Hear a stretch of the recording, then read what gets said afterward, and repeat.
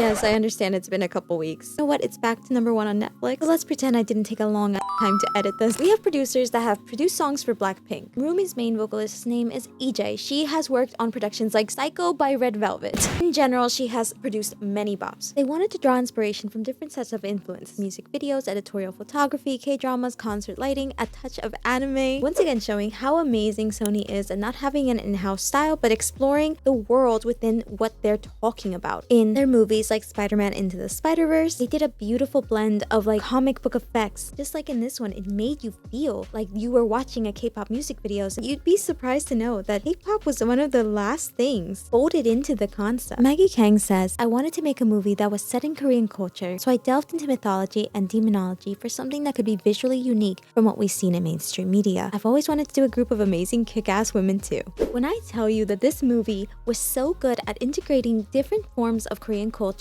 down to the smallest detail, I'm so serious. You catch the Norigae? Norigae translates as something pretty and playful, traditionally used to accessorize your hanbok. Now the girls rock a modernized, customized version, each of which showing you the girls' unique styles, the things that they value. For example, for Rumi, she has a braided hairstyle with a hair ribbon at the end, which looks similar to her Norigae, the bell representative of the ribbon. It is also a blend of two colors, a light and dark, just like the patterns on her skin, demon and human. Mira's has her twin tails and showing how love is very important to her, hearts all over, as well as Rumi and Zoe at the center. Zoe with her buns. Her favorite animal is turtles, and we see that in the picture, as well as bunnies. Zoe is Korean American, so along with having the turtle be able to carry its home wherever it goes, just like Zoe does, there's also popular folktales for rabbits and turtles in Korea and America, possibly showing influences of both worlds. Or maybe it's symbolic to how rabbits are really fast, turtles are very slow, and she feels too much or not enough. This was a very small detail on their clothing we can especially see in their first performance. And though the animator Cruz has told us that it is one of the hardest things for them to animate, it by no means discouraged them. Though he does encourage you to watch it again if you didn't catch it because it costs so much work. And Korean culture continues to be integrated to other characters, such as the side character Tiger and the Magpie. They are influenced by Minhwa, Korean folklore paintings created by the common folk that emerged during the Joseon dynasty. A very popular one being the Magpie and the tiger. The tiger very much depicted similarly to how it is depicted in the movie. They look kind of silly, right? Kind of derpy? Yeah, that's the tiger's name. Now, the tiger is very important to Korean culture. It is the national animal. The magpie is also Korea's national bird. The tiger is able to drive away evil spirits. It is also a symbol of power and strength. Due to this, it was commonly seen as an authority figure as well. That's why it's pretty important that during the Joseon dynasty, Oshakdo, tiger and magpie painting started showing the tiger as ridiculous, looking and acting more goofy, while the magpie looks dignified and noble, even at times looking down at the tiger. This being paintings made by the common folk, it shows a commentary on how they feel on the ruling class. In the movie, we see them lean into it a little bit, with the magpie always stealing the tiger's hat. The hat that Jinu made for the tiger is a symbol of nobility. And who keeps taking it? The bird, subtly referencing the class struggle in the original painting. Derpy and Sussy act very different than the demons. They come out of these statues, showing them like a spirit guide, and they're always connected to Jinu. Jinu is a demon. He made a deal with Gwima 400 years ago during the Joseon dynasty. He was a poor man that after he made a deal with Gwima to be gifted a voice that could attract a lot of people, give him money to help his family, but it went too far. It attracted the king. He was invited to the palace, and while some people may think, wow, the palace, that's great, it also means you have to follow exactly what the king wants. Unless you want you and your family to end up hurt, I just take that as any king would do that. They usually don't take kindly to rejections. We see a memory of Jinu where he leads his sister and mother towards the palace, and all of a sudden weapons are dropped and put in their faces. Jinu lets go, and he makes the decision, leaving them behind, to go and service the king. It is guilt that he lives with deeply, remembering for 400 years how he abandoned his family. Though it is a false sense of choice, the history time period is very important. Refusing a king can end in threats to your family, but it doesn't stop the pain and shame in knowing that you're eating while your family is, or as far as you know, starving outside of the palace walls. He hears their cries all the time, and it is that shame that made him a prisoner to his new king. This is why I believe that Derpy and Sussy coming in as his spirit guides is a great representation of his class struggle. At the very beginning of the movie, we see Jinu descend from perched above, while Gwima, the king, is showing his power and brute strength, his booming voice like a tiger's roar. He then sings a song, ultimately prodding at, mocking at how Gima's power is so small now. He used to be so strong and powerful, but look at him now. And Gima calls him out on it. He tells him, "You dare to mock me with the voice I gifted you?" To me, Jinu really represents the magpie in this. Smoothly flying over, dignified and noble. And yet he still is someone chained to tradition. Since these paintings could have been during the time where he had a chance to see them, he could have made a hat of nobility for the bird, but he doesn't. He makes it for the tiger, symbolically showing how he still works within the structure of a hierarchy. Which makes sense since who is he servicing? Still a king. The Saja in Saja Boys means lion, but the director Maggie Kang also confirmed that it is part of the word Joseon-saja, which is like the Korean Grim Reaper. Underworld emissaries. This user describes it the best. Joseon-sajas are emissaries of hell, servants of a king, the judge of the fifth hell, hell of tongues. There are public servants of hell, and they're usually portrayed as being suffering from their boss, the many people who try their hardest to avoid death or administrative error. As a Korean, it's like seeing Squidward as a horror movie villain. Though I did go on to clarify, Jinu is not the villain, Gima is. Once again showing that even his past that is related to him servicing the king follows him into the underworld, servicing a new king. The magpie then serves as a lesson to Jinu, although the magpie's role is to be the bringer of good news and fortune, and maybe in this case a messenger, the one who actually delivers the messages is the tiger. So between the two of them, who is the one put to work? It is Derpy's job to deliver news. They show Jinu that he doesn't have to service anyone. And I also think it's interesting that they chose lion. The boys kind of represent a darker side of K-pop where you don't have the ability to be your authentic self when you are presenting a face to everyone else. Connecting that with Lion, the king of the jungle, they are portrayed as if they have full control, that really behind them is someone who is taking advantage of them and they don't have as much control as they think. Even the fans too, because they're trying to get you to join the pride, giving you a false sense of control, when in reality, their job is to take away your souls. Joseon-saja, an emissary, an employee, versus Saja, the lion, the king, a ruler with full authority. The truth is what is going on is in the fine print of their name. You can see we are already tying in Korean culture, Korean folklore, history, and the characters' own struggles. And we haven't even gotten to the main characters. Huntrix is a girl group made up of Rumi, Mira, and Zoe. In the movie, the girls are introduced by their adoring fans. First up is Mira, who is the visual and lead dancer. She makes the choreography for the girl group. Not only that, she really has a great sense of style, which is why she is invited to the Met Gala. She also shows herself at the Met Gala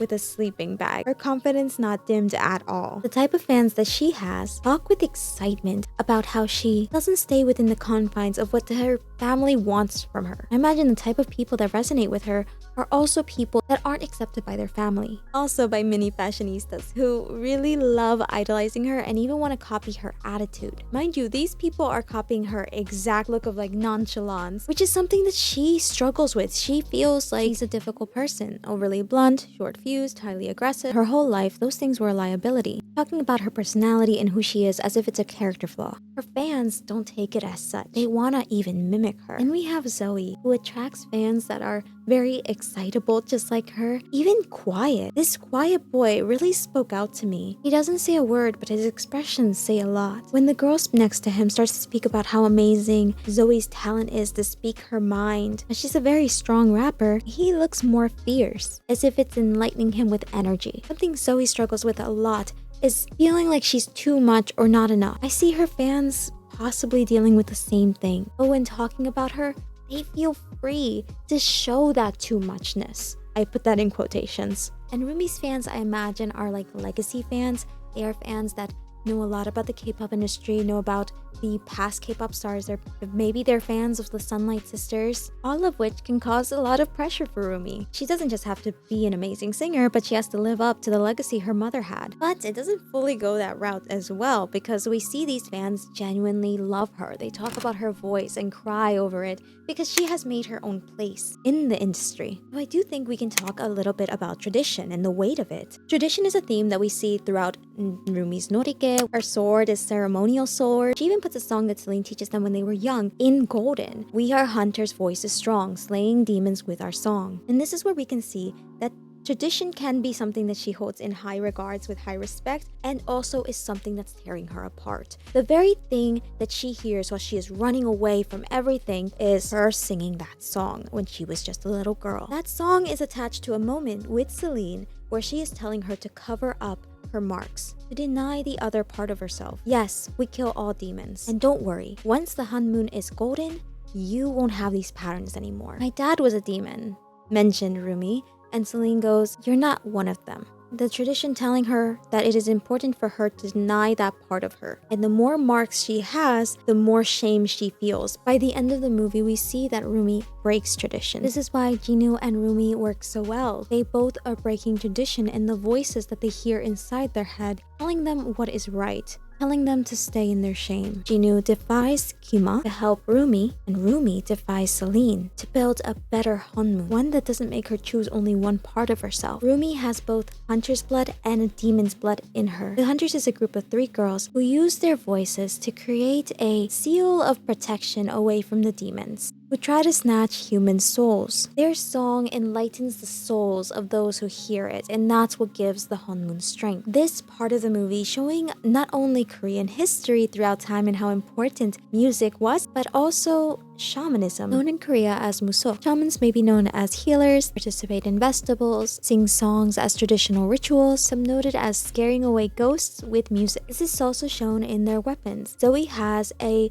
Daeshinka. I'm sorry for my pronunciation. Mudongs, Korean shamans, use this to cut away bad fortune and bring in good fortune. Can be used during the dances as well as a tool for divination. If you want to learn more about the weapons, I'm going to link it in the bio. It's by this user named Kenji. Very great video. Absolutely love the movie. I thought it was amazing to see these characters be able to really act like girls, like the end scene when they're all in the bathhouse and Zoe starts crying and speaking gibberish, but the girls get where she's coming from, they get the feelings and they start crying too. It's cute and funny and real. Having distinct scenes when the girls have makeup and when they don't, when they are feeling vulnerable and open with each other and relaxing, is a very nice touch. We also have other little habits like when they are putting on like their skincare routine, she's like slapping her face, which is really good for stimulating your skin cells. And just in general, the characters are great. I asked the community, who's your favorite characters from the movie? On YouTube, Derpy and Sussy are the winners, with Huntrix and Bobby doing really well. And on Instagram, Huntrix blew everyone out of the water. If you want to participate in future polls, I'll do them on my community tab on YouTube, or follow me on Instagram and they'll be added to the story. I also gave Bobby his own spot because I really want to see how many people are Bobby fans. I personally am a Bobby fan. I think he's a wonderful manager, and I loved that we got to see his own insecurities play out in the movie too. Not only for wanting to keep the girls together and make sure that they're okay, but also to feel needed. So it's very cool to see he's got some fans. And these girls get to be full characters. Mira is the serious one, and she could very easily be someone who maybe doesn't understand other people's character traits. She's just a badass or whatever. She's also someone who goes gaga over a boy. She's also the first one to call out what is going on with Rumi, very attuned to her friends' feelings and open for that sort of communication. Her favorite animal looks like it's a bear. So to me, she kind of gives mama bear. Even her Norigae, I know a lot of people saw this and were so happy. It's the 2 girls, just showing you how important family is to her. To her, they are her found family. And though I think we need more time spent on these girls, and I hope there's a sequel and a prequel and 3 more sequels, I am glad that they don't forget these parts of them in the movie. Last thing I'll say on this, the name. The name is very smart. Many people are growing up with like manhwas, mangas, or like webtoons, right? They name their stories these very long titles that are more like descriptions or summaries. For example, there is a popular series called Green Yuri. The actual name is Guy She Was Interested In Wasn't a Guy at All. Anyone who even considers reading this knows what they're in for. Now, the reason they do this is because people want to see straight away what they're getting instead of having to go and read the description. Of course, we have the easier name for it now, Green Yuri. Just like Kpop Demon Hunters is now just called the K-pop movie. The name got people interested and then they use their own subgenre name. People want original content. Kpop Demon Hunters is original and their marketing really helped make it successful. These over-exaggerated cartoony expressions was the first thing I saw and what drew me in. But what kept me in it is the amount of love and research they put into the culture that they're talking about. Humor that flowed naturally instead of just doing a punchline. Giving real commentary, not just something general. With Kpop Demon Hunters, fans get out of the movie learning something, and it gets conversation going. Then we see the creatives behind it,